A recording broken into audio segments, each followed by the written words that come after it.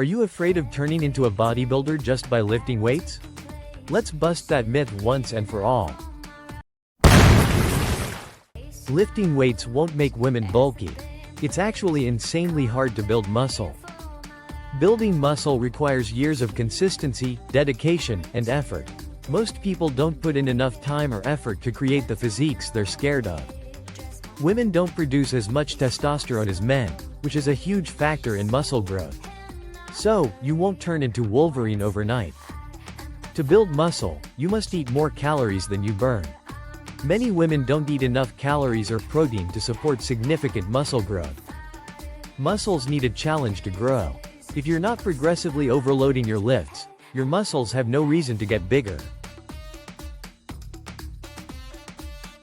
Women who lift weights won't get bulky. They'll get strong, healthy, and probably more confident.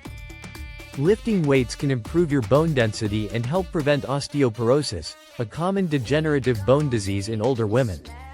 Strength training can aid in weight loss, improve body composition, reduce the risk of chronic diseases, and benefit mental health.